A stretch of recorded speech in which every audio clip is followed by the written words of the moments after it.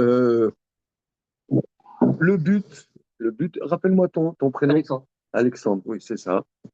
Donc, le but, c'est d'apprendre l'hébreu. Mais ici, on est dans une yeshiva, on apprend, c'est pas nous le pan, c'est pas nous le pan. Le but, c'est en vérité, avoir un accès au texte de la Torah. Avoir un accès au texte de la Torah et, euh, et en vérité, j'ai un leitmotiv que les personnes qui viennent régulièrement entendent. L'hébreu, c'est la langue que vous connaissez. Non? Moi, je veux pas en connaître plus, mais Comment? Non, on peut connaître plus, mais euh, c'est comment? Non, on n'a pas tout oublié. On n'a pas tout oublié. Si on a quelques clés, on se rend compte qu'on connaît les clés. Tu vas voir. Tu vas voir. Je l'ai testé. Vous savez que Frédéric de Prusse, au XVIIIe siècle, avait fait une expérience. Il a mis des enfants sans contact, bonsoir, sans contact aucun avec l'extérieur, pour savoir quelle langue spontanément ils parleraient. Et quelle langue ont parlé ces enfants spontanément? Ils sont morts. hein, pardon, répète un peu, Répète le meule. répète-moi le. One more time. Ouais, un mortel. Ouais. C'est-à-dire au XVIIIe siècle, c'était le début vraiment de la science, etc. Donc, euh, l'empereur de Prusse, Frédéric, il y a un texte là. L'empereur de Prusse, Frédéric, pensait qu'il y a une langue primordiale, spontanée, et pour savoir quelle était cette langue, il y a des enfants, ils sont nés sans aucun contact avec des humains, ils se mangeaient, mais depuis leur prime enfance, personne ne leur parlait. Pour savoir quelle langue spontanément ils parleraient. Est-ce que c'est le latin? Est-ce que c'est le français? Est-ce que c'est l'allemand? Etc. Et ces enfants sont morts parce que personne ne leur parlait. Personne ne leur parlait. C'est les Allemands. Hein. Il faut être allemand hein, pour faire un truc comme ça. Vous pouvez voir ça. Hein, En tout cas, euh, l'hébreu est une langue facile, langue facile. Mais il faut quand même apprendre. Il faut quand même apprendre. Alors, donc il y a des personnes qui suivent de manière régulière. On est, je pense, à la 13e ou 4e séance, 13e ou 14e séance. Donc, je vais répéter des choses puisqu'il y a des personnes qui sont ici pour la première fois. Je vais répéter quelque chose. Moi, ça ne me dérange pas. J'espère que ça ne dérangera pas ceux qui sont habitués.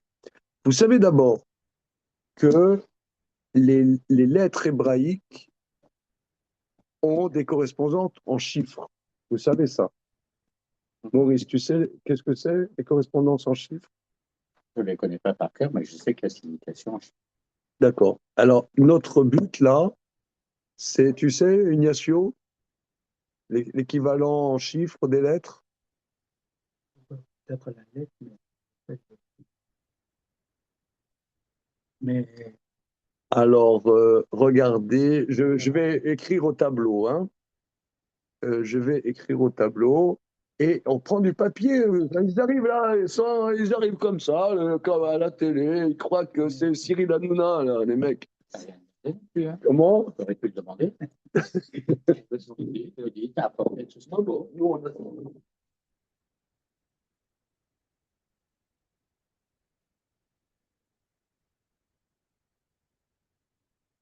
Il se croit à une émission de Cyril Hanouna.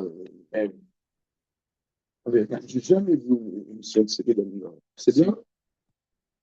On connaît. Comment? Personne ne connaît. Régis Springs. Bon, concrètement, je ne connais pas. Je peux te demander un stylo, s'il te plaît? Certes. Merci. Alors, j'écris au tableau. Hein. J'écris au tableau.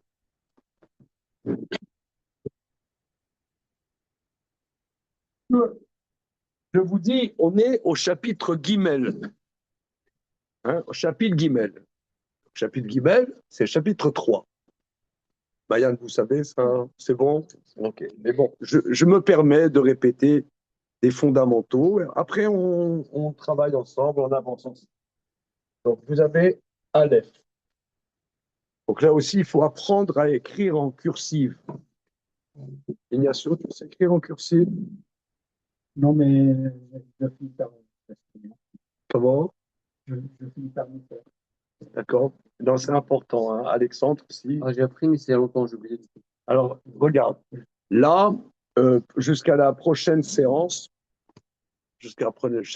vous, sur Internet, vous avez tout le matériel qu'il faut. Sur Google, vous mettez lettres cursives hébraïques, apprendre,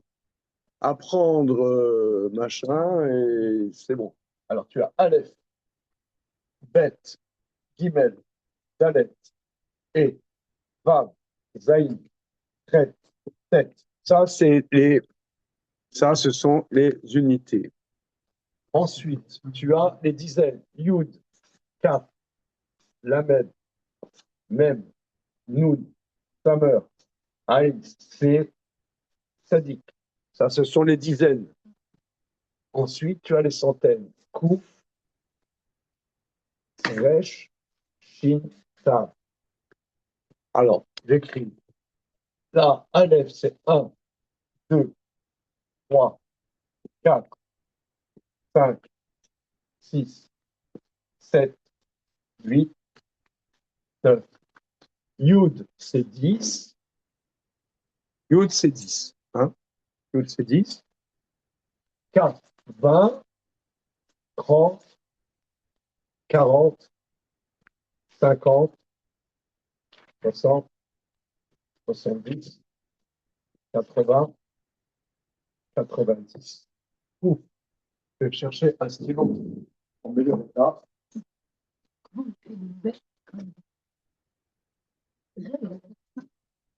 Ouais, ouais, mais t'as mal. Il y a un petit point comme ça. Ouais, ouais. Mais généralement, on ne voit pas comme ça. Ouais. Ah ouais. Ah ouais, d'accord. Ok. Ouais, moi, le truc, c'est mettre le sens. On va prendre le sens de la. Alors, Kouf, c'est 100. Resh, 200. Shin, 300. Et Tav, c'est 400. Voilà. On fait. C'est bon? Ah, tu as Non, ça? mais oui, mais en fait, c'est pas les cursives, c'est les capitales. Ok. Alors. Bonsoir. Alors, mademoiselle? Il va pas rentrer encore. Ah, ok, ouais. Elle serait à l'école. D'accord. Alors, on va faire un petit jeu. Un petit jeu. Adam. Adam, ça veut dire l'homme. Adam. Ok? Adam. Aleph, Dalet, Mem. C'est quoi la valeur numérique de Adam? 4. Et même 44 normalement. Adam. Je veux pas le. Aleph, Oui, 40. Dalet, même. Ouais, alors, 1 et 4, ça fait 5. 5. Et Non. même, Même c'est même, 40. 45. Voilà, Ah, c'est donc bon. c'est comme ça qu'on dit. 45. Ok, On tu rajoutes. additionne. Ça, Ok. c'est Aleph. Est-ce que les zoomeurs ou zoomeuses vous connectez un petit peu ce que nous faisons ici en présentiel? Ouais, nickel. 45. C'est 45. Hein? Maintenant, 45, Faut additionner, j'ai pas vu il faut additionner. Toi, le Aleph, 1. c'est 1. Dalet, c'est 4. Même, ça c'est un même final. Hein? Le final, c'est 40. Tu fais plus. D'accord? Donc 40 plus 4 plus 1, ça fait 45. 45, comment on fait 45 en lettres? Vous savez, il y avait un jeu à la télévision, vous savez, les chiffres et les lettres. Les lettres et les chiffres. C'est 2xv. Comment? Les chiffres et les lettres. Qui 2x. c'est qui a inventé ce jeu? Monsieur Jamon, Un monsieur Jameau, qui était un monsieur juif. Hein? je suis amie avec sa petite fille. Voilà, c'est ça. Armand Jameau, qui a inventé beaucoup de jeux télévisés, c'était un juif. Voilà. Il a inventé les chiffres et les lettres. C'est drôle parce que, franchement, dans notre tradition, les chiffres et les lettres, c'est la même chose. Hein? Donc, la 45, Mayanne, comment on fait 45 sans déployer? Même hé. Tu veux dire quoi? Comment? Même hé. Même et. Voilà, très bien. Même et. Même, c'est 40. Et, c'est 5. Même et. Qu'est-ce que ça veut dire, même et? Comment? Quoi? Ouais. Quoi? Alors, c'est la grande. C'est la grande, comment dire, curiosité. C'est que Adam, la valeur numérique de Adam, c'est quoi? L'homme, c'est quoi? Hein, Rava, qu'est-ce que vous en dites? J'écoute. Alors, quand tu L'homme, c'est une énigme. Oui. C'est quoi? l'homme, c'est petit H ou grand H? Nous, chez les Juifs, on parle toujours petit H. Ah, mais la femme peut comprendre. C'est les Grecs qui parlent grand H, l'homme, l'humanité. Non, l'homme, Petit homme. petit homme. Voilà. Petit H canal. J'ai pas compris. Je sais pas. Il y a des remarques que je sais pas, que je censure. Je vais quelque chose parce que du coup, si on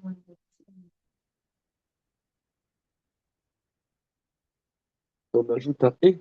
si on Ah, Adam et Ba. Ah, ok, d'accord. Maintenant, comment savons-nous qu'il y a 613 commandements dans la Torah? Vous avez déjà entendu parler qu'il y a 613 commandements dans la Torah. Comment savons-nous qu'il y a 600? Alexandre, tu sais, Je vais pas faire, mais oui, ça m'a rappelé. hein, 613. Ok. Ah, c'est relativement connu. Hein. dans le schéma, Alors, comment savons-nous qu'il y a 6... Le Talmud, dans le traité Makot, dit d'où savons-nous qu'il y a 613 commandements? Parce que c'est écrit Torah Tziva Lanu Moshe. Moshe qui nous a enseigné Torah. Torah Tziva Lanu Moshe. Donc Moshe nous a enseigné Torah. Voilà. Quelle est la valeur numérique du mot Torah? Alors, c'est Tav. Tav. On a dit Tav, c'est 400. 400. Vav, 6. 6. Le Resh, 200. comment? 200. 200. Et le E, 5. 5. On additionne 5 plus 200 plus 6 plus 400. Comment? Non. Attends, les mecs, c'est pas un cours de maths, c'est pas un cours d'arithmétique. 611. 611. Donc, d'où savons-nous qu'il y a 613 commandements? Parce que Moïse nous a enseigné Torah. Torah, valeur numérique, 611.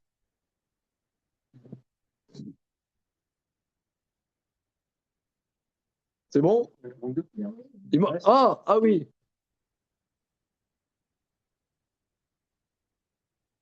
Oui, les zoomeurs et zoomeuses. Comment ça se fait que le Talmud dit, dans le traité Makot, d'où savons-nous qu'il y a 613 commandements? Parce que le verset dit, Moïse nous a enseigné Torah. Torah, valeur numérique 611. Bah, il manque le bête. Comment? Il manque un bête pour avoir deux. C'est bête, hein?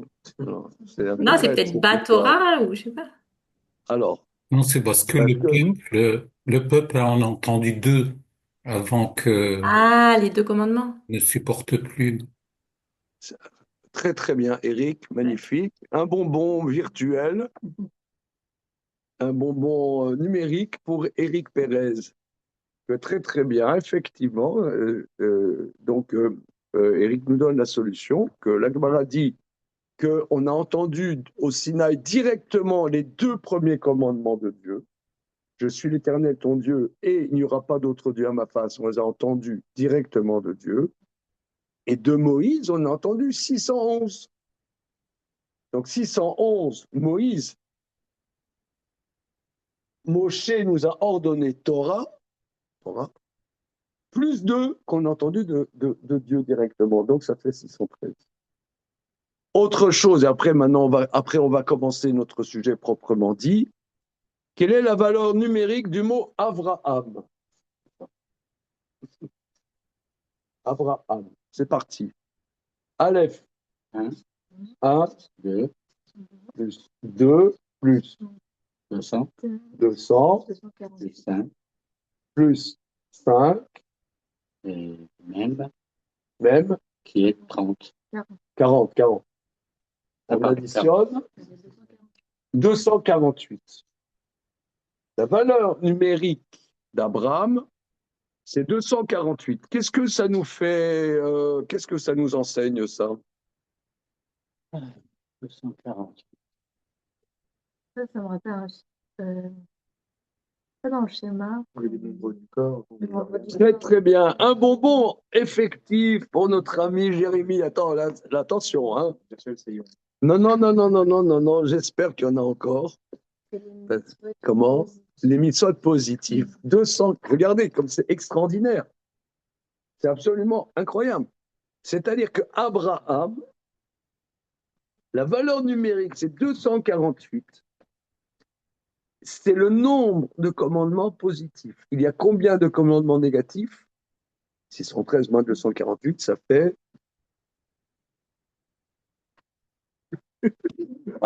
C'est un cours d'hébreu biblique! Cours d'hébreu biblique! 365? Comment? 200, Comment? 280, 365? 365. 365 fait référence à quoi? jour de l'année. Au Les jours de l'année? du calendrier solaire. C'est le nombre 365, c'est le nombre de commandements négatifs qu'il y a dans la Torah. Et le Talmud dit, c'est que chaque jour nous enjoint de ne pas transgresser la Torah. Ok. Chaque jour, ça fait 365 commandements négatifs et 248 commandements positifs. Mais comme on sait qu'Abraham, c'était la dimension de zéler, quand Dieu lui demandait quelque chose, il le faisait, c'est l'action, et ben son nom même, c'est le nombre de commandements positifs. Donc, évidemment, comment? J'ai l'impression aussi qu'ils ne faisaient pas enfin, ils n'avaient pas commencé le niveau négatif aussi, que tous les patriarches n'avaient pas commencé à faire le niveau négatif. Ça, j'ai pas entendu. Bon, c'est possible. Il y a plusieurs opinions. Ok. Donc, Donc vous voyez que en vérité, beaucoup de maîtres de nos traditions développent l'équivalence des lettres et des chiffres. On apprend énormément de choses de là. Mais là, on a eu un peu. Donc là, on est dans le chapitre Guimel, monsieur. Chapitre Guimel. Et on a déjà un petit peu avancé.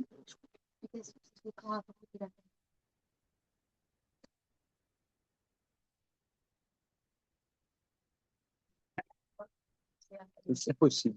C'est possible. Il y a plusieurs thèses. Hein, plusieurs thèses. Ok. On va chapitre Yud, verset Gim, non, chapitre Gimel, verset Yud. Chapitre Gimel, donc, Maurice, chapitre Gimel, il est là. C'est quoi Gimel? 3. Verset Yud, verset 10. 10. Hein, on a appris quelque chose aujourd'hui.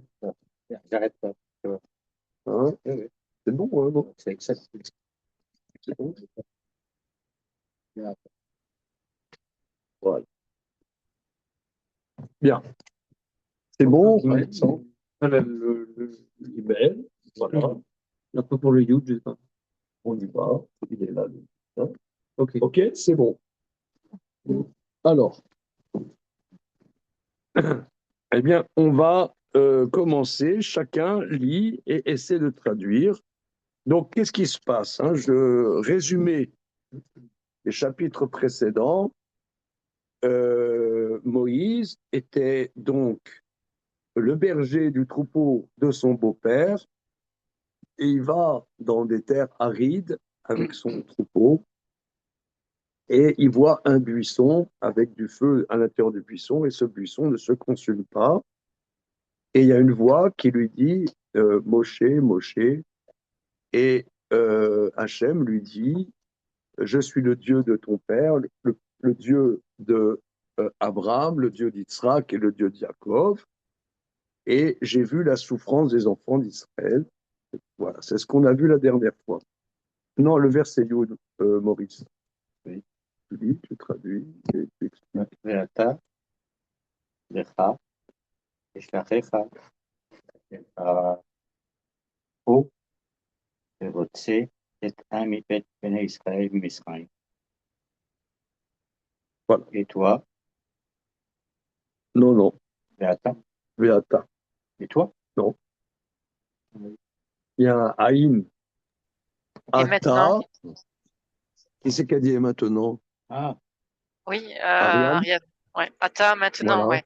Comme dans Comme Ve'ata, dans la chanson. Yiti, Shnei Et Machanot. maintenant, que Ouais. vais-je faire? Non, Veata. Non, et puis tous Malatot. les Beito en son temps. Voilà, Beito. Alors, on analyse, hein, très bien. Veata. Alors, le Vav, Alexandre, hein, le Vav, c'est la conjonction de coordination ET. Hein, et Veata. Alors, Ata, ça veut dire maintenant. Maintenant. Ata, toi, c'est pas un Avec Aleph, Aleph. c'est un Aleph. ok. Ah, oui, ok. D'accord? J'ai confondu. Voilà. Donc, Le haï. ça veut dire maintenant. C'est le mot là. Ve'ata. Ve'ata. Voilà.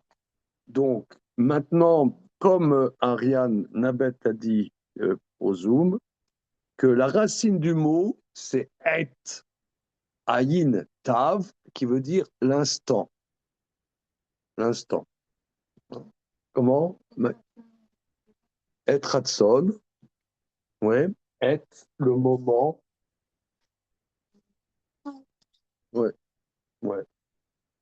Ve'ani tefilati lecha Hashem kel ratson. Et ratson. Et, c'est le moment.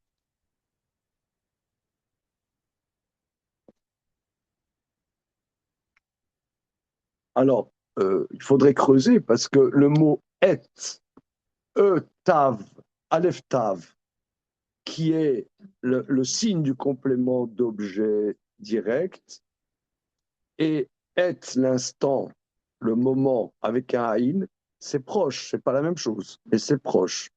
Bon, il y a sûrement une signification à ça, mais on va continuer. Donc, ve'ata est maintenant, le cha. Monsieur, C'est pas vas-y. si, vas-y. Très bien. Le cha, vas-y. Alors, c'est comme l'air. Hein. L'air, c'est l'impératif du verbe oler, hein, la racine. Alors, aussi quelque chose pour les personnes qui nous rejoignent là aujourd'hui. En général, les mots hébraïques ont des racines de 3 lettres. Tu sais ça, Alexandre? Hein? 3 lettres. Mais lorsque c'est conjugué, souvent, une des 3 lettres disparaît. Parce que la racine du mot ici, c'est oler, al et lamed, rafsophite. Mais à l'impératif, il y a l'air ou l'era. Hein, c'est la même chose. Voilà, vas-y. Veshlachacha el paro.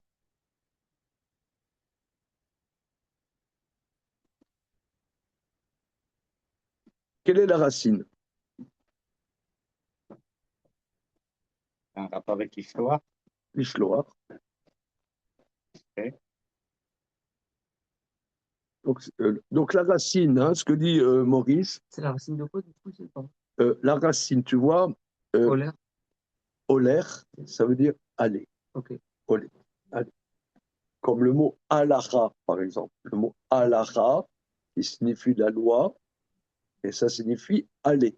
D'accord. Voilà. Comment j'avance? Avancer. Pardon, mais l'Echa, ça peut pas aussi vouloir dire pour toi? Euh, oui, mais pas avec un kamatz et à la fin. D'accord. L'Echa, c'est kamatz rapsophite, mais pas un et à la fin. Et c'est effectivement Ah, comme ok. M. Maurice Moussaï a traduit très bien, Ok, que c'est vas-y, va. Voilà. merci. Alors, un point aussi pour les personnes qui nous rejoignent là pour la première fois, que l'hébreu est une langue à préfixe et suffixe. Tu sais qu'est-ce que c'est, Alexandre, préfixe, suffixe? Ce qu'il y a avant ou après. Voilà, c'est un peu, c'est en français, c'est pas une langue comme ça. Hein. Et en perse, c'est comment le perse? Tu vas pas commencer avec ça, toi. Si, un cours de perse, un petit cours. Il te faut des heures. Ouais. Tu veux pas organiser, allez, Shiva, un Oui, cours de bien perse? sûr. C'est- Bon. Donc, et je t'enverrai, c'est bien ça? Ouais, très, très bien. Très bien. Alors, ve eshlachacha. Ve eshlachacha. Alors, là, décomposons le mot. Tu as traduit et je t'enverrai. Mhm. Ve eshlachacha. Donc, le vav et la conjonction de coordination et. Shalach, c'est envoyé. Comme on voit des mots très connus, comme on voit, où on voit shlach. Vaishlar. Comment? Vaishlar. Vaishlach, hein, c'était la paracha la semaine dernière, il a envoyé aussi, par exemple, un chaliar tzibour, hein, la personne qu'on envoie faire la prière, pour la prière, on s'appelle un chaliar tzibour. Ouais. Ou bien le chaliar de l'agent juif. Ouais, non. Oui. Ou le chaliar Chabad de Kinshasa. Hein. Tu vas à Kinshasa, il y a un chaliar Chabad. Le chaliar, il a été envoyé là-bas. Il a déjà allé à Kinshasa. C'est que les Juifs à Paris, il n'y a rien d'autre. Ah, d'accord. Et là, rue des Orthos, c'est moins loin. Comment? Rue des Orthos, c'est Oui, il y a moins un loin. chaliar un peu plus loin. Voilà.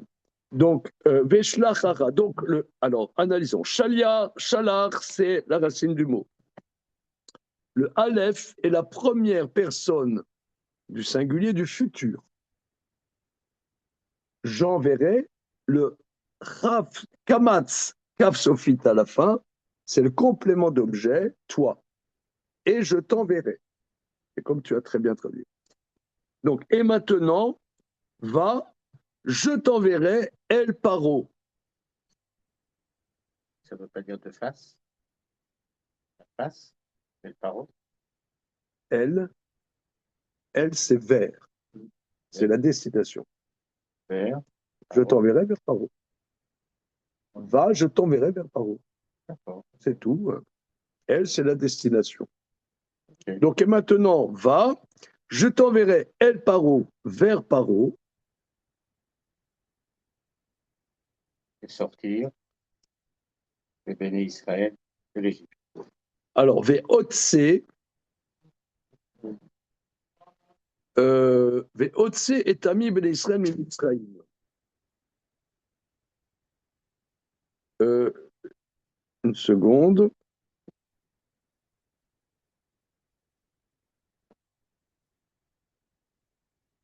La racine du mot Ve'otse. Comment tu traduis Ve'otse? Sortir. Oui, d'accord. C'est sortir. Yotse, c'est sortir. D'accord. Mais la forme grammaticale de Ve'otse.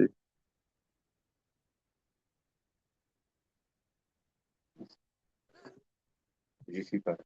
Non? Non. Alors, c'est pas évident. C'est l'impératif, deuxième personne du présent, de sortir, de faire sortir. Otse est fait sortir. C'est ça. Le sort, comment on dit à quelqu'un sort en hébreu? C'est Ve'otse, faire sortir. C'est factitif. Hein, c'est factitif. Ve'otse, c'est l'impératif factitif du verbe c'est sortir. Voilà. Donc, fait sortir est ami.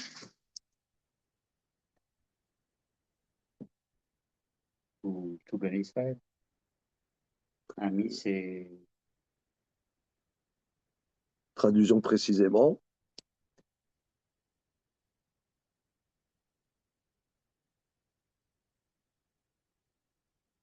Ami. Facile. Am, l'âme, non? le peuple. Ah, Am. Am Israël. Am Israël, Chai, Am Israël, Chai.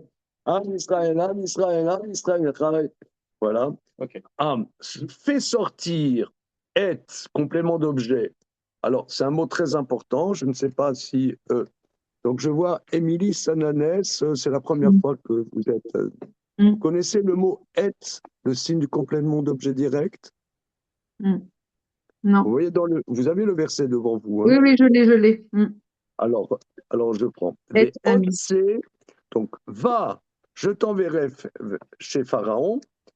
Fais sortir être ami, être ami. Le mot être, Aleph Tav, ne se traduit pas en français. Ça, c'est vraiment spécifique de l'hébreu biblique. Dans l'hébreu d'aujourd'hui, il n'y a pas ce mot-là du tout. C'est le signe du complément d'objet direct. Fais sortir qui? Mon peuple. Am, c'est le peuple. Ami, le chirik yud, c'est le peuple à moi. Donc, Mon peut-être peuple. que être, ça veut dire le peuple à moi. Ça n'existe pas en hébreu, le. Donc en français, ça fait le peuple à moi. Si ça existe. Le comment dire, comment ça s'appelle? Comment on dit le en hébreu? L'article, hein. Le- L'article. L'article défini, c'est le et. Am, le peuple. Shulchan, Ok. un shulchan. Il aurait pu Shulchan, dire, c'est la table. Un shulchan, la table. il aurait pu dire un ami. D'accord. Amen. Ok. Hein? Donc, fais sortir mon peuple, Béné Israël, Israël, les enfants d'Israël, mi-Mitzraïm d'Égypte. Alors, regardez, ici, on est quand même dans une situation très particulière. C'est que Moshe Rabbeinu était un berger, et le berger du troupeau de son beau-père. Tout d'un coup, Dieu se révèle à lui et dit, va voir Pharaon et je t'envoie chez Pharaon, tu as une mission, fais sortir les enfants d'Israël. Et tu vas dire à Pharaon, let my people go. Ouais, d'accord. Mais euh, euh, c'était un, un dictateur. Qui ça? Pharaon. Ah. Non, Pharaon est un dictateur. Et il oppresse les enfants d'Israël. C'est un dictateur absolument atroce. Et voilà, il va et sais pas, c'est comme si tu allais voir, je sais pas moi, je dis à Ignacio, ici présent, va voir le cheikh du Qatar et tu lui dis arrête d'embêter mes frères, arrête avec les frères musulmans de persécuter mes frères. Euh, quel rapport? Peut-être qu'il écouterait. Comment? Peut-être qu'il écouterait. Déjà y arriver. Faut déjà y aller. Il faut y arriver. Faut y Hein. aller. C'est très spécial. C'est alors c'est ça aussi. On le remarque hein, quand on étudie verset par verset dans les mots, que c'est bouleversant en vérité les versets. Les versets de la Torah sont incroyables. C'est Hachem s'adresse à Moshe. C'est vrai que Moshe, nous l'avons vu au début du livre de Shemot, a été élevé dans le palais de Pharaon. Donc il a une certaine connivence avec Pharaon. Mais fais sortir, voilà, je t'envoie, fais sortir les enfants d'Israël, fais sortir, voilà, fais sortir. Le style, je sais pas, tu vas voir Poutine, voilà, c'est ça. Tu vas voir Poutine, t'arrives, salut. Euh, imaginons, il y a, euh, il y a 40 ans, quand il y avait encore le communisme en Russie, il y avait plusieurs millions de juifs qui étaient vraiment ostracisés dans cet empire communiste. C'est comme si quelqu'un il dit à un berger, va voir Brejnev et qu'il laisse partir les enfants d'Israël. Et il va aller au goulag. De quoi on parle? Chaque passouk dépasse l'entendement. Regardons le verset suivant, Jérémie. Une petite seconde, je vous demande une petite. Une question, hein. Oui, avec plaisir. Parce que moi, j'ai grandi 20 ans avec les films des 2000 et je connaissais que ça. Oui. Et mais dans quelle mesure Pharaon était un prince, quoi, enfin un notable C'était le rodé. Précise. pas Pharaon, Moshe, je veux dire. Ah. Dans quelle mesure Moshe était un notable en Égypte?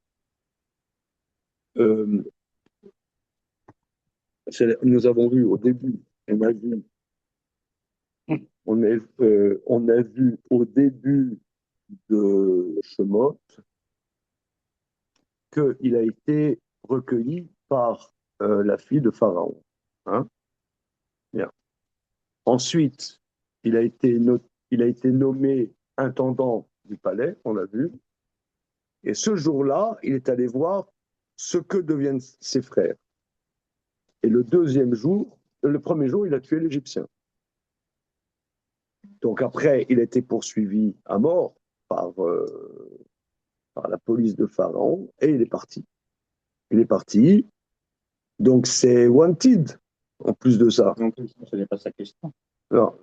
Et il a disparu de la circulation. Il est allé à Midian. Il était berger. Les années passent.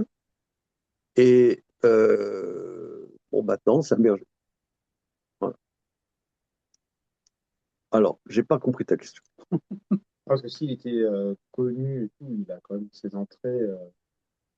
Il était reconnu par Pharaon. Il était reconnu par Pharaon. Il était devenu presque comme son fils. Parce que c'était le fils, soi-disant, de sa sœur. De la fille de Pharaon. De la fille de Pharaon, pardon. Oui. Donc, il était devenu protégé. Oui, mais c'était une personata non grata. Il était poursuivi par la police. Pas au début. Si. Enfin, dans le texte de la Torah, on l'a vu. Dans le texte de la Torah, moi, je n'ai pas vu Cécile B2000, je n'ai pas vu le prince d'Égypte. À part les Marx Brothers, je n'ai pas trop de culture cinématographique. Donc, il a tué l'Égyptien. Et Rabbi Jacob. Tan, tan, tan, tan, tan, tan, tan. Verra. Tan, tan, tan, tan, tan, tan. Verra. Oui, ta, ta, ta, ta, ta, ta, ta, ta. Non, ça va, ça va. Quand il a tué les Égyptiens, il avait quel âge? Comment? Je sais pas. Je sais pas. Mais en tout cas, allez voir Pharaon. euh, c'est tout à fait décalé. Donc, j'ai pas bien compris, parce que tu as peut-être en tête que c'était un notable. Oui, Dans la Torah, c'est pas comme ça que ça ressort. d'accord, ok. Pas du tout. Pas du tout. Euh, pas du tout. D'ailleurs, c'est ce qu'il va dire Moshe. Regardons le verset Yud Aleph, s'il te plaît. ויאמר משה אל האלוקים, הנה אנוכי כי אלך אל פרעה, ויחי הוציא את בני ישראל ממצרים. Mimitzraïm. מצרים. Alors, traduisons. Alors, Moshe dit à Dieu, Alors, traduisons, si je peux me permettre bien. Ça veut dire Elohim, c'est Dieu. Or là, le verset dit Ela Elohim. C'est quoi la nuance? vers Dieu, Quoi la différence? Oui. Veuillez préciser. Là, on dit adieu. Pas vers. Donc, c'est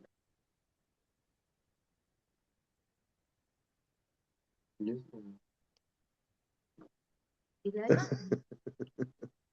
Regardez, le mot Elohim. On voit le mot Elohim est traduit en français de manière très bonne par Seigneur. C'est vrai qu'en français, Seigneur, c'est une connotation qui n'est pas tellement.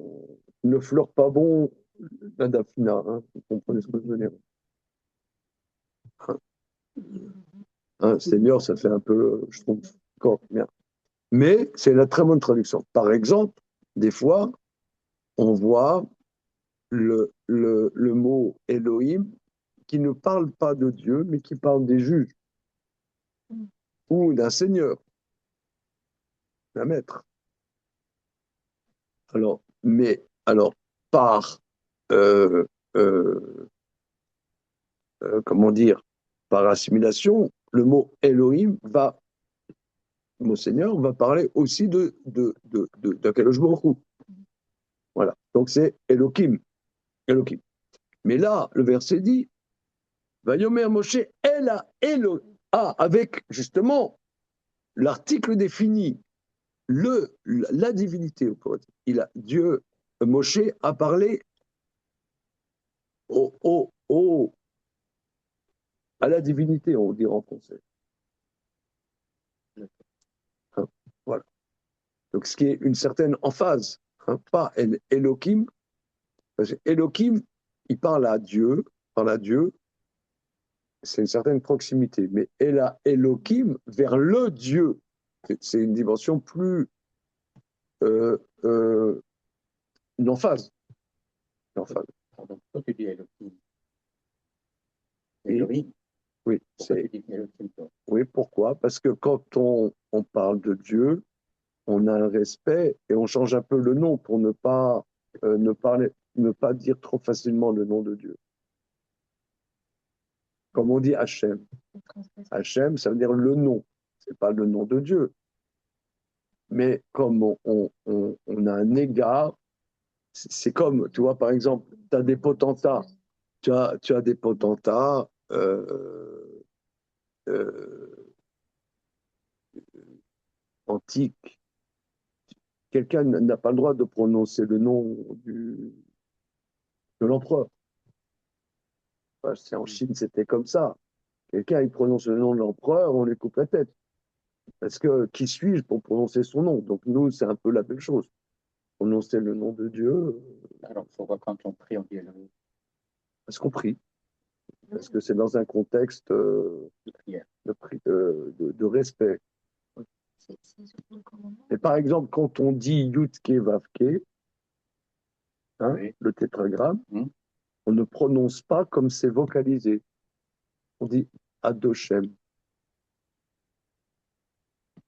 Parce que par égard, Ok, par égard. d'accord. Sauf, il y a Victor Hugo qui s'est permis, lui, dans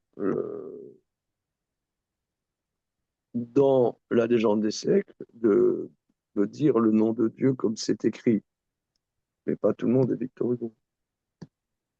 Tu vois à quoi je fais référence? J'ai compris. Hein. D'accord. C'est sûr que, bah, faut que dire son nom là. C'est pas Non, mais vrai. là, c'est pas en vain, puisque j'explique quelque chose, c'est pas en vain. Oui, c'est vrai que pour les chevaliers, on dit qu'on a le droit. Coussi, coussi. Coussi, coussi. D'accord. D'accord. Oui. C'est ton avis ou c'est chacun fait à sa sauce? Quand même cadré. Non. Ici, Non, mais d'accord. Non, mais est-ce que quelqu'un d'autre, un autre orateur, si on pose la question, il dirait la même chose que toi? C'est ma question. on dira la même chose avec une nuance. Chacun a sa nuance, mais le contenu est le même. Oui. Oui. D'accord. Oui. Elohim. Elohim. D'accord. Ok. Voilà. Alors, Vayomer Moshe el Elohim. Donc, Moshe dit à la divinité, mi Anochi. Qui je suis, qui est l'air, qui c'est K, Oui. K, LRV, El Paro, Vers Paro. vers Paro. Enfin, ça veut dire, qui suis-je pour aller vers Paro, hein? LR, qu'on a vu tout à l'heure, c'est que LR, j'irai, hein, pour aller chez Paro. Véri, là, je pense que euh, le mot, euh, Raf Yud, qui, le Talmud dit que ça a quatre sens. Le mot qui a quatre sens. Et ici, c'est le sens Q-U-E, que. Qui suis-je? Voilà. Ouais. Ah, d'accord, ok. Que j'irai. Qui suis-je que j'irai faire? Bon, Véri et que. Que aussi, ça, Oui. être béni Israël, mais Israël, Voilà. Qui suis-je pour aller chez Pharaon et pour que je fasse sortir les enfants d'Israël d'Égypte? Alors regardez, on a vu tout à l'heure Otse, Otse, ça veut dire fait sortir. Et là, on voit grammaticalement Otsi, que je sortirai. Première personne, première personne du singulier, du futur, du verbe sortir au factitif. C'est un peu compliqué. Hein? Voilà. Qui suis-je pour faire sortir les enfants d'Israël? Mi Mitzraïm. Mitzraïm, c'est l'Égypte. Mi Mitzraïm, le même en préfixe, c'est l'origine. Qui suis-je pour faire sortir Mi Mitzraïm d'Égypte? Alors Rashi explique ici, Moshe Rabbeinu a deux arguments par rapport à Hachem, par rapport à Dieu. Premier argument, qui je suis. Et deuxièmement, même si j'étais super balèze, mais quel mérite ont les enfants d'Israël pour qu'ils sortent d'Égypte? C'est comme ça Rachid dit. Tu vois, Alexandre, Rachid, c'est le commentaire Oh, bah, comme ça. c'est Rachid. D'accord, d'accord. Alors, je vous le fais oralement. Rachid décortique les versets, nous dit que là, Moshe a deux réclamations. Premièrement, qui est-il? Et deuxièmement, comment puis-je faire sortir les enfants d'Israël? Parce que les enfants d'Israël étaient complètement, en 210 ans, complètement assimilés aux Égyptiens. Et par exemple, ils étaient idolâtres. Ils ne faisaient plus la circoncision. Alors, on dit qu'ils gardaient quand même des noms familiaux, qu'il parlait encore l'hébreu, mais les fondamentaux, la circoncision, quand même, la descendance d'Abraham devait faire la circoncision. Ils ne faisaient plus la circoncision. Ils étaient idolâtres. Et donc, ils étaient complètement assimilés. Et il dit, mais ok, tu me demandes de les sortir, mais c'est comme, imaginez aujourd'hui, il y a le Mashiach, il arrive. Le Mashiach, il arrive. Bon, tu as peut-être une poignée de juifs qui sont motivés, mais tu vas, je ne sais pas, à Saint-Étienne ou à Périgueux, il y a des juifs, bon, ils savent, on est juifs, et on leur dit, voilà, maintenant, on va en Eretz Israël construire le Beth Amikdash, le temple, servir le Dieu un, et dire, je sais pas, laissez-moi avec mon cassoulet. Je suis bien avec mon cassoulet de Castelnaudary et ma pétanque et mon rugby. Pas parce que je m'appelle Lévy que je dois changer ma vie. Laissez-moi tranquille. Non, c'est une question. Il y en a de moins en moins. Comment? Il y en a de moins en moins Pas au moins de quoi? de ce que tu dis. La majorité. Enfin, moi, j'étais en Eure-et-Loire, par exemple. Oui, Petite communauté.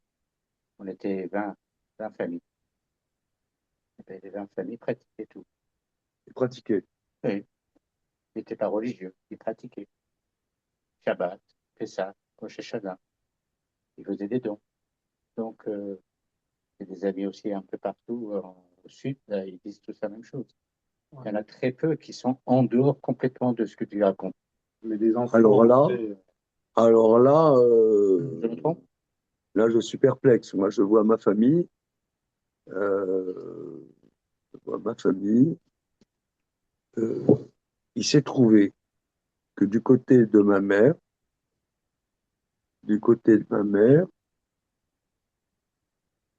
la famille Rosenzweig, ma mère est née Rosenzweig, Mm. mon grand-père Rosenzweig, ils étaient 14. Pologne. Je crois qu'aucun des 14 n'est mort dans le Shoah. Mais N'est mort dans le Shoah.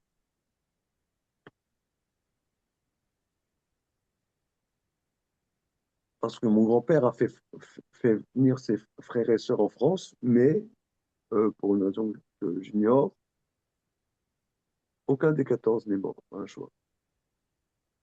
Donc ils ont des descendants. Quelques-uns sont conscients d'être juifs. Toute petite minorité. Toute petite minorité. Il y en a, des descendants, ils ne savent même plus qu'ils sont juifs. Ils ne savent plus du tout qu'ils sont juifs. Et ça, aucun rapport avec la communauté. Aucun rapport avec la communauté. Moi, je pense que c'est majoritaire. Donc, il y a un débat entre monsieur et moi-même. Au niveau des statistiques que j'ai entendues, c'était assez alarmant.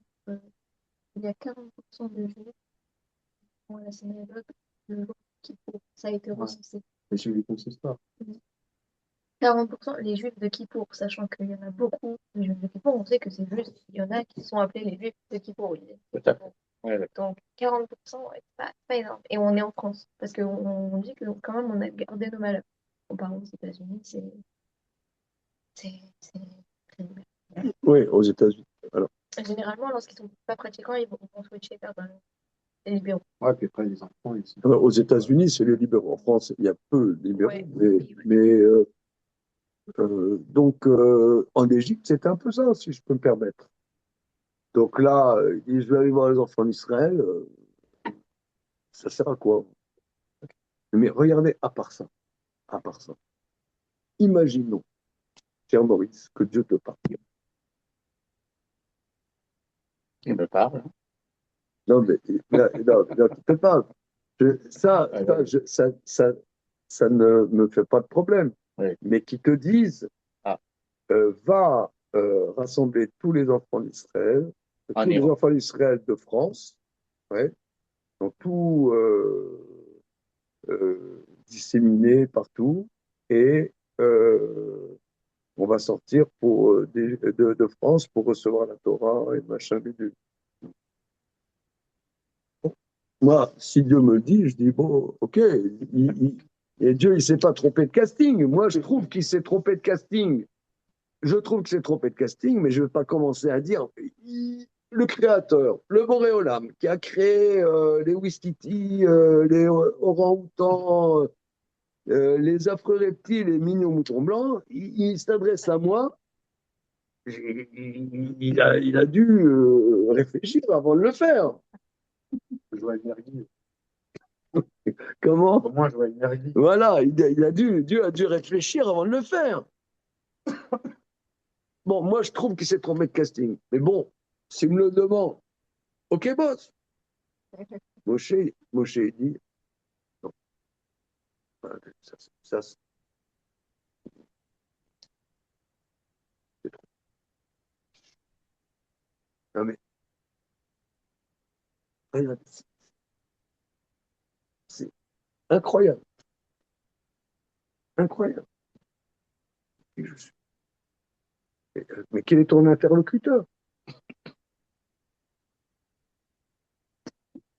Qu'est-ce que vous en pensez, là, les zoomers? Ils dorment. Ça passe? Ils dorment. Voilà, à ma gauche, on dit ils dorment, les zoomers. Écoute, Non, on écoute. c'est l'humilité, quoi. C'est une humilité qui devient de la chutzpah, quoi. Ouais, oui, non, c'est très bien. C'est intéressant. C'est une humilité qui est du culot. Et d'ailleurs, en hébreu, pour dire je, il y a deux termes. Il y a ani et anochi. Or, nous pouvons voir ici qu'il dit mi anochi. Anochi, c'est la forme emphatique. Je avec un J, qui suis-je avec un J majuscule. Il y a petit J, grand J. Donc, ça, c'est quelque chose de très, très particulier. Moshe Rabbeinu a la force de tenir tête à Dieu. Et, et d'ailleurs, c'est pour ça qu'il va être choisi. Il est choisi parce qu'il tient tête à Dieu. Tu vois, il y a beaucoup de cultures. Dieu a dit Allah Akbar, machin bidule. Oui, on fait ce que Dieu dit. D'ailleurs, c'est un peu. Donc, ce que tu dis, Joël, est quelque chose de profond. C'est que d'un côté, les enfants d'Israël tiennent tête à Dieu. C'est pas que Moïse. Il y a il y a une tension. Voilà. Merci. Il y a une tension entre ce que Dieu qui dit et on n'est pas. Et, et justement, Narmanide relève ça dans Parashat Vaïtran. C'est pour ça justement qu'il a choisi les enfants d'Israël. Parce que c'est pas béni oui oui comme ça. Il n'y a pas un lien entre El Elohim et El Paro.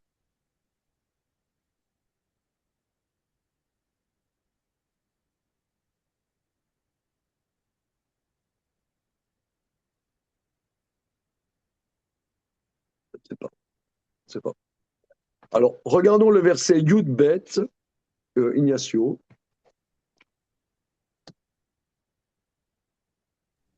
On peut juste réexpliquer pourquoi Anori pourquoi Anori et pas Annie? Qui dit C'est moi. ça? C'est Oui, c'est qui Rachel. moi?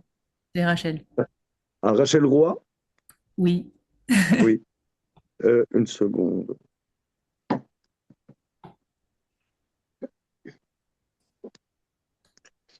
Mi Anochi. Mer Moshe El Elohim, Mi Anochi.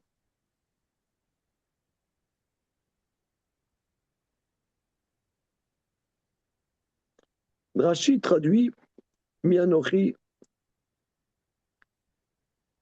Est-ce que je suis Anochi? Est-ce que je suis quelqu'un? Mi Anochi. Pas tout à fait comme j'ai dit. Est-ce que je suis quelqu'un? Est-ce que je suis quelqu'un d'important? Je suis rien du tout. Je ne suis pas Anochi. Mi Anochi. Est-ce que je suis Anochi? Hein? Est-ce que je suis Anochi pour? Suis-je? Oui. Est-ce que je suis un jeu? Est-ce que je suis un jeu pour aller? Je ne suis pas jeu. Est-ce que je suis un jeu? Ignacio, regardons le verset Yudbet.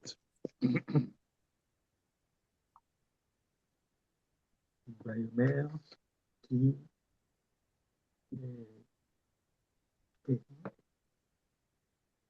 Ayez, ayez Emar Imar, basé baiser lecha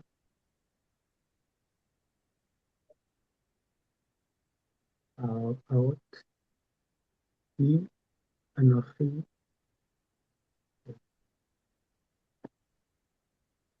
shafati shafat Là, shelech zicha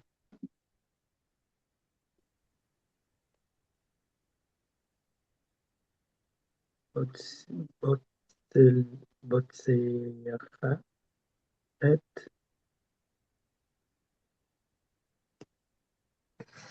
am mitzrayim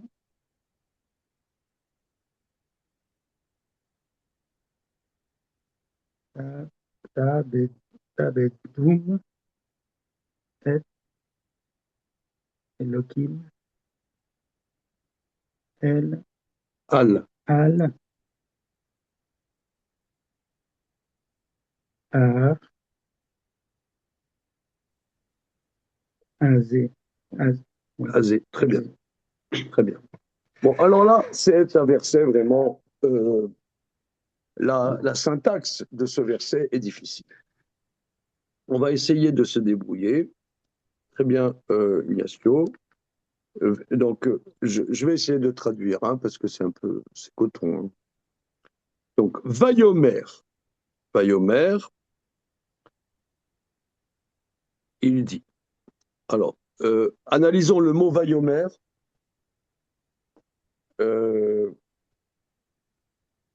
Alors, nous avons vu, hein, dès la première séance, que dans l'hébreu biblique, pour dire le passé, souvent, c'est un futur avec un vav conversif. On a vu le vav tout à l'heure comme conjonction de coordination ET, mais le vav aussi peut transformer un futur en passé.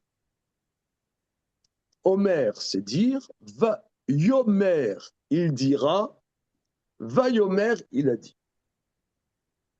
Voilà. Bon, on a beaucoup développé ça au fil des séances. Je ne vais pas trop insister. Va yomer, il dira, va yomer, il a dit. Va yomer.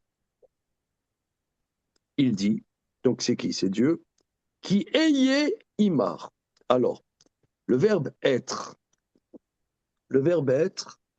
on sait qu'il n'y a pas de verbe être au présent. Le verbe être, la racine du mot être, c'est ov. Et vav et. Et vav et. Il y a le ayez, ça veut dire je serai. Je serai. Ayez, je serai.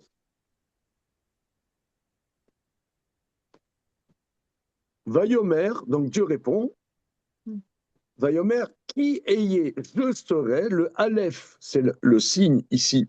Donc la racine, c'est et, yud, et. Le aleph, première personne du singulier du futur, je serai imar, avec toi. Maintenant, imar, il y a une anomalie. On est Pourquoi c'est d'accord? pas Imra? Ça devrait être Imecha. Très bien. Un bonbon virtuel. Oui. Ça devrait être imcha. Vayomer, qui ayez imcha. Imcha, c'est masculin. Imar, c'est féminin. Alors, déclinons avec moi, avec toi, avec lui, avec elle. Maurice, Je te suis, hein. comment? Je te suis. Non, non, tu déclines. Je décline quoi? Avec moi, comme on dit, Iti. c'est vrai, iti, mais imi aussi. Imi aussi. Imi, Oui. oui. Avec toi, Masculin ou féminin? masculin. Imra. Imra, féminin, Imet. imer. Ima. Imar. Et là, pourquoi il parle au féminin? Et c'est son côté trans, à Moshe, c'est quoi? Et quand- Oui, mais Imar, C'est quoi ce truc-là? normalement, Imar, ça doit être avec un chet. Non, Ah, non, un chaf. Imar. Un chaf. Avec lui, continuons, avec lui, Imo. Imo, avec elle, Ima. très bien. Très bien. Ok? Bien. Alors maintenant, Vayomer qui est Imar, je serai avec toi. Pourquoi il parle au féminin? Je ne sais pas. Je me suis jamais posé cette question. C'est grâce à vous que je me pose cette question.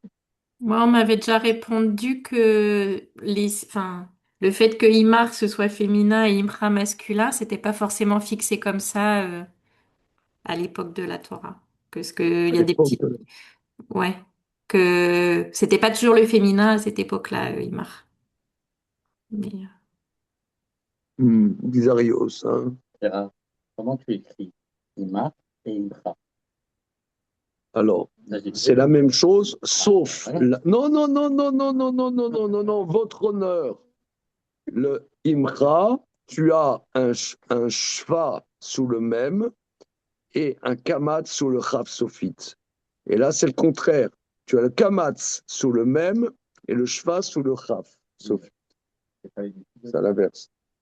Comment? Dans la Torah, il n'y a pas une- Non, mais on a une tradition, on s'appelle la massorette. Les maîtres de la massorette nous disent c'est comme ça qu'il faut vocaliser. Alors, est-ce que dans votre Google personnel, dans votre chat GPT intérieur, on voit parfois qu'on prend un féminin de manière inhabituelle pour un masculin? Je pense que vous savez. Ah, ah, Non, mais moi, je sais qu'on a dit avant. je ne crois pas, mais dans les rituels, Je sais plus.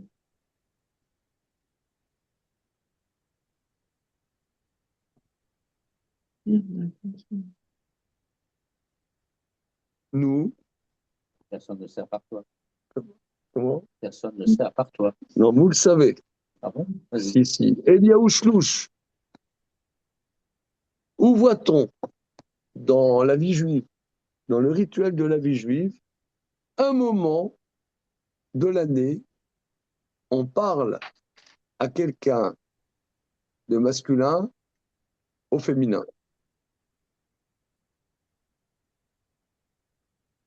Je vais chercher des bonbons, hein, une seconde. Ouais, je l'ai pas là.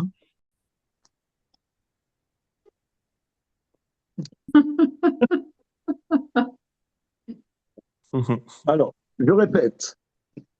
Qu'est-ce qui a été proposé? J'ai dit Bien. pourri, mais en pur, mais sans la moindre, sans la moindre C'est-à-dire style au pif, quoi. Au pif. J'aurais proposé les Khadodi, mais les Khadodi. Regardez, moi je propose la chose suivante. Le soir du Seder, on dit, il y a une question, il y a les quatre fils. Misheno Yode Alishol At Petarlo. Ah, Il y a le fils qui ne s'est pas posé de question. Toi, tu lui ouvres la bouche. At Petarlo, tu lui donnes la possibilité que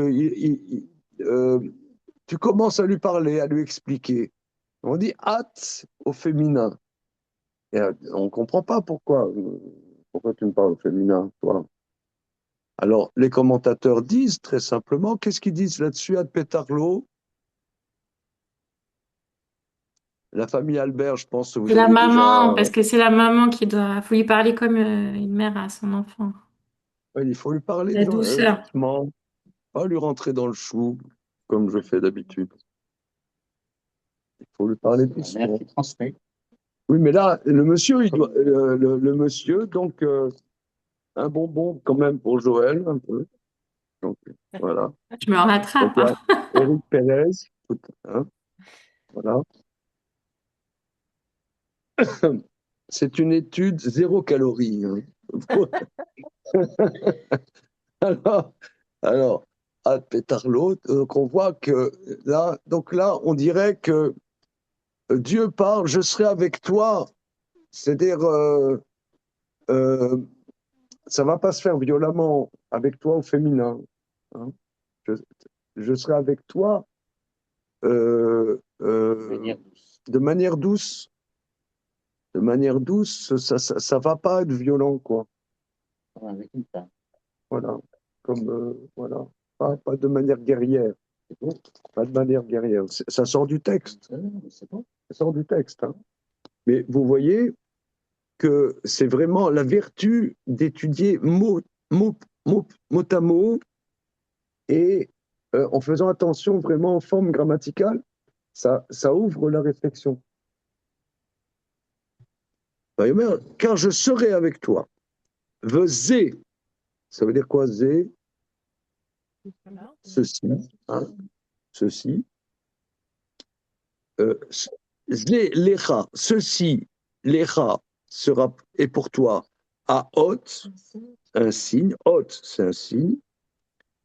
Voilà le signe qui anochi shelarticha, que je t'ai envoyé, deux points. Biotsiacha et am mimitzraïm, quand tu feras sortir ce peuple, le peuple d'Égypte, tavdoun et Elohim ala razé, vous servirez Dieu sur cette montagne. Marrant, parce que du coup, il répète. C'est-à-dire que, excusez-moi, Maya, Rachid explique, toi tu dis qui suis-je? Qui suis-je? C'est vrai, t'es pas grand-chose, mais je suis avec toi. Je serai avec toi. C'est-à-dire que c'est pas ta force personnelle, c'est pas ta force de persuasion qui va réussir, mais je serai avec toi. Deuxièmement, il est vrai que les enfants d'Israël n'ont pas de mérite là maintenant, mais ils ont un potentiel. Quand ils sortiront d'Égypte, eh bien, ils me serviront sur cette montagne et recevront la Torah. Là, il y a quelque chose de très particulier, c'est que un enfant d'Abraham, Yitzhak et Yaakov, même si il est complètement assimilé, il a une capacité d'être complètement dans la Torah. C'est ce qu'il dit. C'est vrai, maintenant, ils sont complètement assimilés. Mais ils ont un potentiel. C'est vrai, maintenant, ils n'ont pas. Mais ce potentiel, il va ressortir et ils recevront la Torah. Ils seront prêts à recevoir la Torah au Sinaï. C'est plus tard, ils vont dire Nassé Venishma.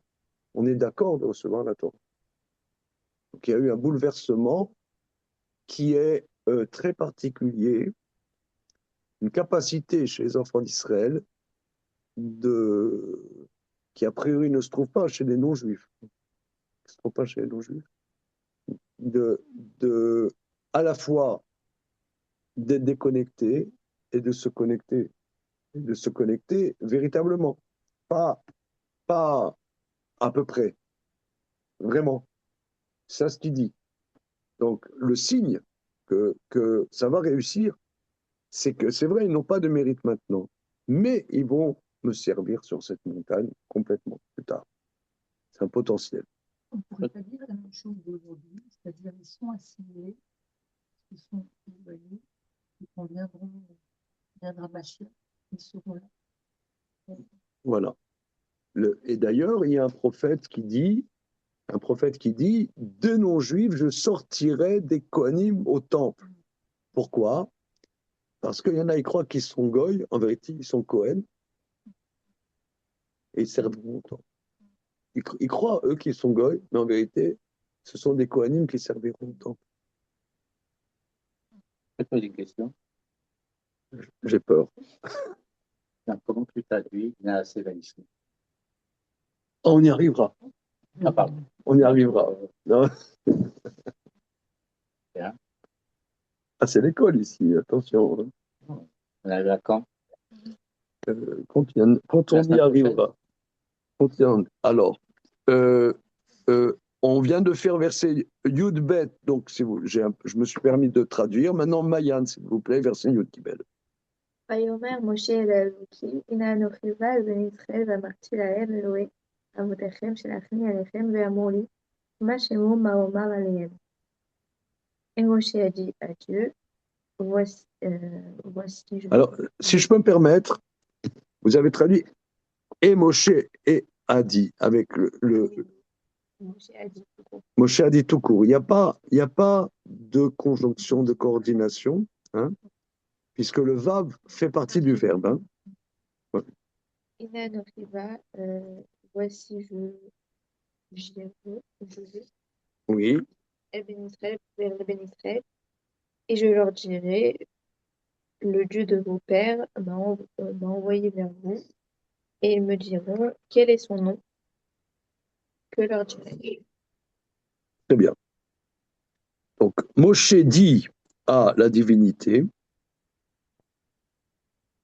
Alors, encore, hein, vous voyez que ce soir, on va tout le temps à Elohim, Elohim.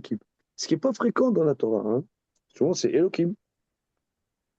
Donc, là, pour le moment, c'est pas Akadosh Baruch Hu en tant que proche. Il y a une distance. Elohim, il y a une certaine distance. Hein. Donc, Moshe dit à la divinité, Iné, voici. Iné, hein, ça veut dire voici. Comment on sait que Iné, ça veut dire voici? Iné matov ou madame.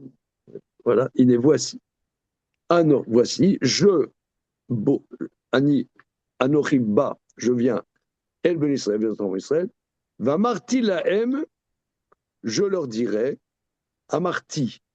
Amarti, c'est un passé, et le Vav, c'est transforme le passé en futur. Je leur dirai, Eloke avoterem, Eloé avoterem, le Dieu de vos pères, Shelachani alechem m'a envoyé vers vous. Vamrouli, ils me diront, Machemo, quel est son nom, Ma Omar Alehem, que leur dirai-je? Alors, c'est un peu difficile à comprendre. Ça veut dire, quel est son nom?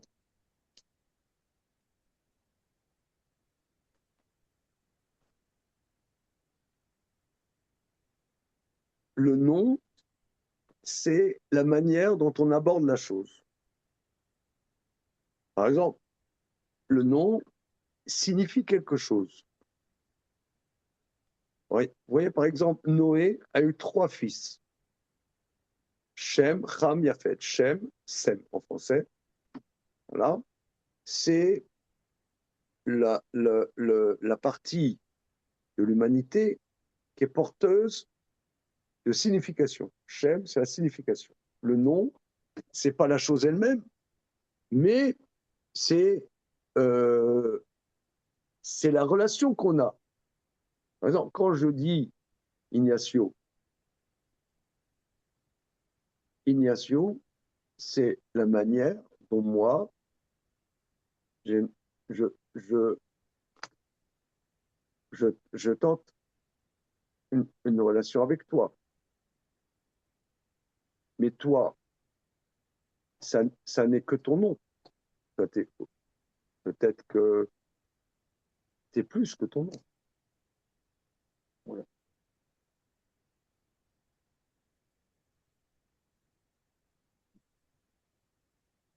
Tu veux de l'icône? Non, non, non. Il continue. Par exemple, on dit que Moïse avait 7 noms. Prenons même un exemple. Nous, souvent, dans la communauté juive, on a un prénom euh, général ouais, et un prénom hébreu. Ça montre bien qu'on a plusieurs facettes. Moi, mes parents, ils m'ont appelé Gérard, ils m'ont appelé aussi Abraham. J'ai plusieurs facettes. Des fois, dans certains milieux, je dis pas Gérard, je dis Abraham direct. Parce que je leur dis, je sais pas, des Israéliens, dans le milieu de Torah en Israël, je leur dis, je m'appelle Gérard, ils ne se connectent pas. Je direct, je dis, je m'appelle Abraham. Voilà. Il y a plusieurs aspects. Donc, un nom, c'est pas la chose elle-même. C'est pas la personne elle-même. C'est un aspect. Mais c'est le, le, le. Par contre, ça exprime aussi un sens. C'est d'ailleurs, on n'a pas le droit de se moquer du nom de quelqu'un, parce que de donner un sobriquet, parce que le nom, quelque part, représente aussi l'essence de la personne. Donc, donner un sobriquet, c'est tu portes atteinte à son être, son être. Donc le nom Dieu, on n'a pas une perception de Dieu lui-même. On n'a pas une perception de Dieu lui-même. On a comment Dieu apparaît, se dévoile à ses créatures. C'est pour ça que dans la Torah, il y a plusieurs noms pour Dieu. Il y a le tétragramme et aussi, ça arrive au moment où on va terminer là. Non, non, mais tout va bien, Modeste, tout va bien. Le tétragramme est à Elohim et aussi à Elohim. Pourquoi? Parce que Elohim, on dit, c'est comment Dieu s'exprime à travers la nature. La nature aussi, et la création de Dieu. Dieu, à travers la nature, s'exprime. Vous voyez, par exemple, il y a 5 ans et demi, il y a eu le Covid. Je prends un exemple. Le Covid, bon, parce que il y en a, ils ont mangé des pangolins qui étaient malades en Chine. C'est pour ça que toute la planète, elle a failli sauter. Bon, tu peux dire, c'est un hasard. Il y a eu, je ne sais pas quelle magouille il y a eu en Chine qui a fait que toute la planète, pendant des mois, des années même, plus d'un an, était sans dessous-dessous, sans dessus-dessous. Tu peux dire, bon, c'est par hasard, ou pas, ou oui, ou non, je ne sais pas. Donc, parfois, il y a un message que Dieu exprime par la nature. Et tu peux dire, c'est naturel, bon, c'est comme ça. Mais, Yudke Vavke, le tétragramme, c'est lorsque Dieu fait des miracles éloquents, où là, c'est indubitable qu'il y a une intervention divine. Tu peux dire, par exemple, il y en a, ils vont dire, oui, le dérèglement climatique est lié aux mœurs de l'humanité. Bon, monsieur, vous avez trop regardé YouTube. Il y en a dit non, c'est comme ça. Il y a des cycles naturels. Des fois, il y a des périodes chaudes, des fois froides. C'est naturel. Donc ça c'est Elohim. C'est Dieu s'exprime dans sa création à travers la nature. Yudke Vavke, la sortie d'Égypte, il va y avoir des miracles éloquents, des miracles indubitables. Ces miracles, ça c'est un autre nom de Dieu, c'est Yudke Vavke. Donc on voit les noms, signifie quelque chose. Un nom, ça signifie. Donc c'est ce qu'il dit, Moshe. Il dit, moi je vais leur dire, mais quel mot, quel nom va leur parler à ces gens-là? Ils vont me demander, ok, t'arrives, mais ce Dieu-là qui t'a envoyé le Dieu, quel nom a-t-il? Quel nom a-t-il? Une petite question, pardon. Sous quelle forme le Dieu de nos pères se révèle ici à cette sortie d'Égypte? Ah, toi tu nous parles que le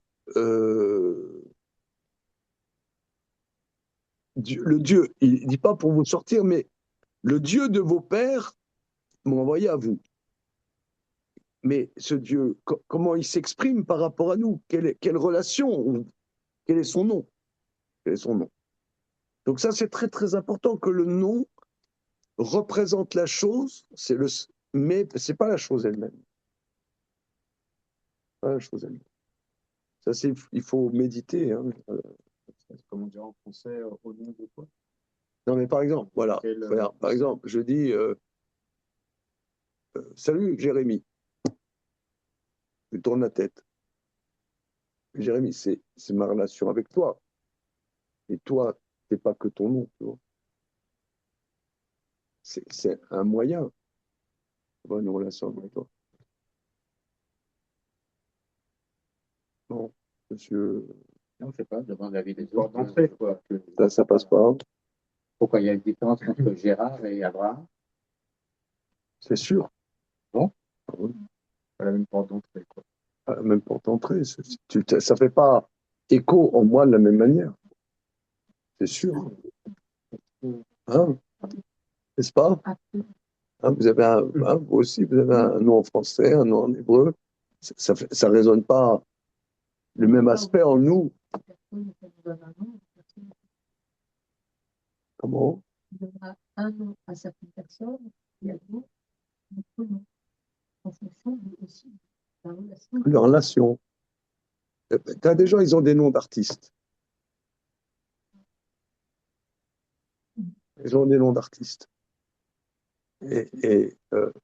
Parce que dans un certain contexte, c'est un autre nom.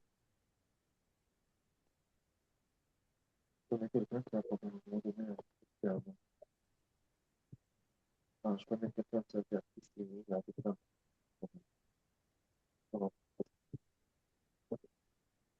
Ok. Alors regardez, on ne veut pas faire trop long, hein, parce que si vous voulez, on peut passer tout notre temps à ça. On se donne. On termine quand même de traduire. Hein. J'avais juste une question, s'il te plaît. Oui, oui. Moshe, il dit encore Anori cette fois-ci. C'est vrai. C'est surprenant. Il faut regarder, on se fait un petit devoir là, creuser pourquoi, quand Moïse parle, il dit Anochi. Parce qu'Anochi, c'est très, très significatif. Ça veut dire quelque chose. Il y a une différence entre Ani et Anochi. Anochi, c'est une forme forte. Oui, Mayan. Ce que je voulais dire, c'est que dans le passage Claude, lorsque Hachem il va lui dire et maintenant pars, il va dire voilà, je t'enverrai, tu feras cette chair. Et dans le passage bête, il va reprendre les mêmes termes, je chercherai de mais par contre, lui aussi, on dirait qu'il calque sur Moshe, et là, il va employer le mot Anochi. Oui. Les deux disent la même chose. Les deux parlent. Alors qu'au début, non. C'est une réponse d'Hachem. Au début, il ne va pas dire je t'enverrai. Il aurait pu directement lui dire je t'enverrai.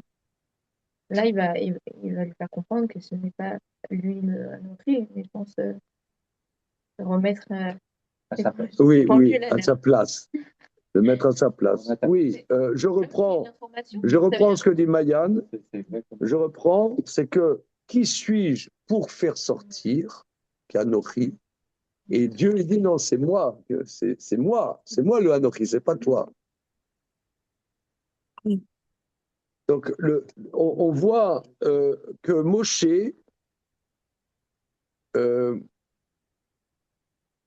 c'est pas seulement qu'il tient tête à Dieu, mais il, il, euh,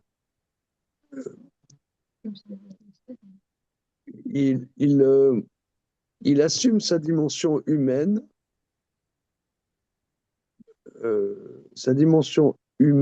quitte à quelque part mettre Dieu sur la touche. Et il y a un dialogue difficile. Je reprends et on va peut-être terminer notre étude ce soir là-dessus. C'est très intéressant. On ne passe pas, c'est tout, justement. Peut-être que ça va un peu trop loin, moi aussi, à ce moment-là. Moi, j'ai exprès.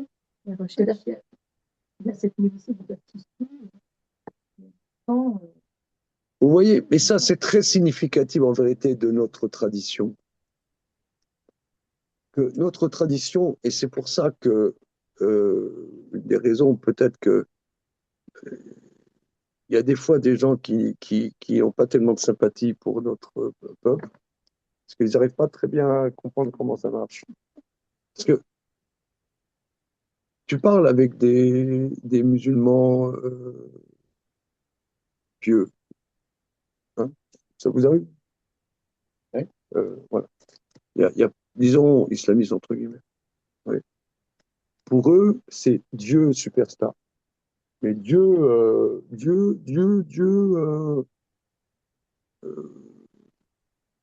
Tout-Puissant, le Miséricordieux, le machin, bidule. Et ils n'arrivent pas à comprendre que nous, quelque part, Ils se mettent en doute. on est présent par rapport à Dieu. On est présent. Même, vous voyez, tous ces livres, là, il y a un grand maître qui est décédé il y a une quarantaine d'années, Rav Moshe Feinstein, dans le premier tome de ses conclusions légales, il dit que lorsqu'il y avait le temple, il y avait le grand tribunal rabbinique, et aujourd'hui, il y a moi. Non, il le dit carrément, le mec. Aujourd'hui, c'est moi qui tranche la loi. C'est Dieu, c'est l'homme. Il y a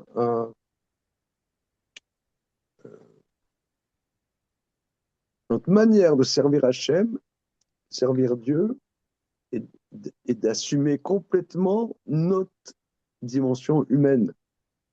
Alors, paradoxalement, c'est orgueilleux et c'est humble parce que c'est orgueilleux. C'est exactement, non, c'est humble et orgueilleux. C'est les deux à la fois. Je n'ai pas compris en quoi c'est. Bah, parce que moi, je suis rien du tout. Un homme, c'est rien. Mais d'un autre côté, j'existe.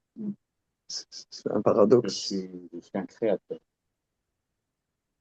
Donc, je suis une créature. Donc, j'existe grâce à lui. À nous. À notre vie. C'est ça. C'est-à-dire, regardez, moi, je ne suis pas du tout, malgré les apparences, spécialiste de l'islam,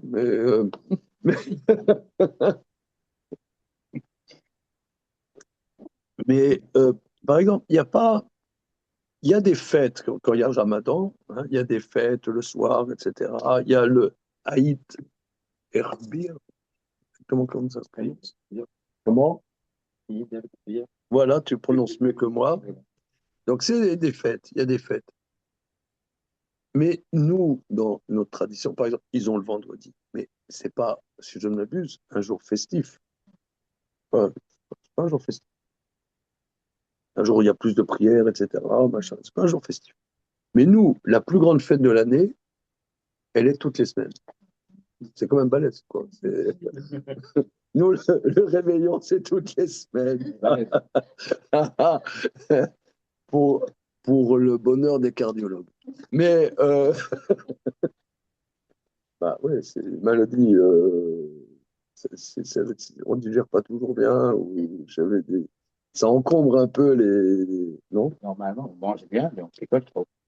Voilà, ok.